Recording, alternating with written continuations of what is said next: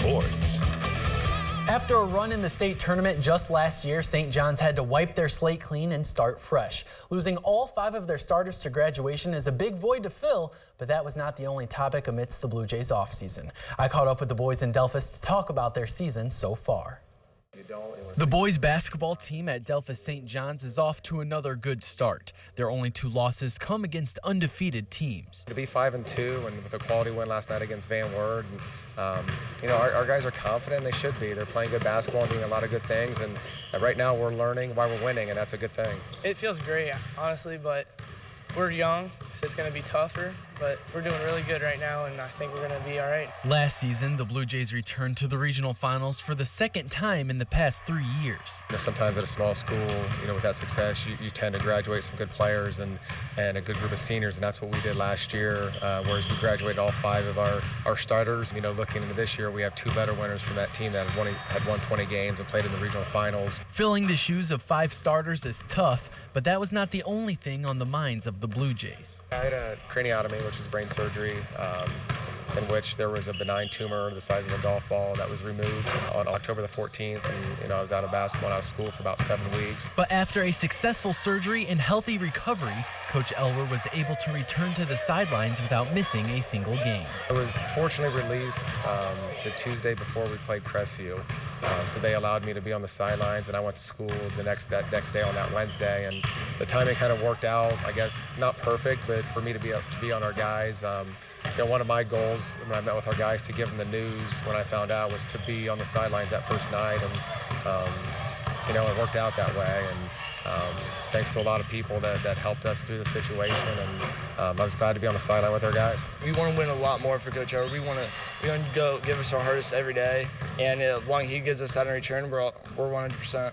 We're doing this for him and us also. Now with their focus back to basketball, the Blue Jays are seeking their 6th straight sectional title, and something St. John's has not seen in 13 years. Trying to get back to where we were last year, to try to win regionals and try to win state for Coach Elwer. It'll be the first time we won since he's been here, so we're all motivated to try to get that far. I think we can go far.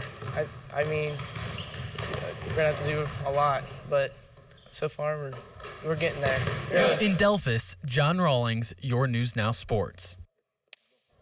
We need to take a break here on Your News Now Sports, but when we come back, we will take that promised visit to the Bahamas and Hawaii. College bowl games in action for your viewing pleasure after this quick timeout. Welcome back. On the college gridiron, a couple bowl games in action tonight. First up, Conference USA against the MAC.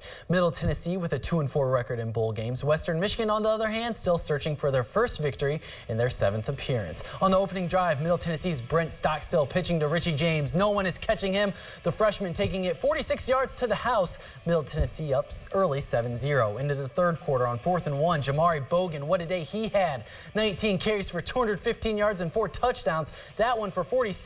Giving the Broncos a 24-17 lead. Now in the 4th, Blue Raiders down 7. Stockstill launching one to James. Big day for him as well. 187 all-purpose yards and 3 touchdowns. Later on in the 4th, Blue Raiders needing a touchdown to tie, but it's picked off by Rontavius Adkins. The redshirt senior registering his first pick of the year, bringing it all the way to the 4. And Jamari Bogan finishing the job, tabbing his 4th touchdown of the day. Broncos winning their first ever bowl game. Now we swing over to Hawaii. San Diego State going up against Cincinnati. The Aztecs wasting no time in this one. Rashad Penny from a couple yards in his end zone, stepping out, sees an alley, and he is off to the races. The sophomore from California with his 3rd kickoff return of the year, giving the Aztecs a 7-0 lead. A victory dab to top it all off. Later on in the 1st quarter, San Diego State on the attack again. Christian Chapman off of play action, finding a wide open Micah Holder. He reels it in, and the Aztecs are out to a 14-0 lead. To the 2nd quarter, a lot of people talk about Donnell Pumphrey's running game, but what about his arm? Airing it out to Dakota Gordon. Aztecs piling it on early, and they never look back. From the 2, Pumphrey getting it done with his legs. That makes it 35-0. But Cincinnati able to avoid the shutout. Mike Boone getting the Bearcats on board, but San Diego State wins 42-7. Tomorrow on Christmas Day, the NBA will be in full swing. First up, the Miami Heat will battle against the New Orleans Pelicans. The Heat have not lost on Christmas since 2007 in Cleveland. The Pelicans making their Christmas Day debut. Over in Oklahoma, the Thunder welcome Derrick Rose and the Bulls, both teams seeking their third straight Christmas Day win. Then at 5, the big rematch that everyone's talking about, the Cavs at full health. LeBron and the boys go into Oracle Arena looking to hand Steph Curry and the Warriors their second loss of the season. And then the penultimate matchup of that 5-day NBA slate features the Spurs against the Rockets. Houston trying to get their season above the 500 mark. And finally, the Battle of Los Angeles, the Clippers and Lakers round out the Christmas Day matchups. Kobe Bryant playing in his 16th and final Christmas Day game, hoping to take the city once again. Okay, sounds good, John. And we'll be right back with stocks, and we're tracking Santa. We'll tell you how when we come back.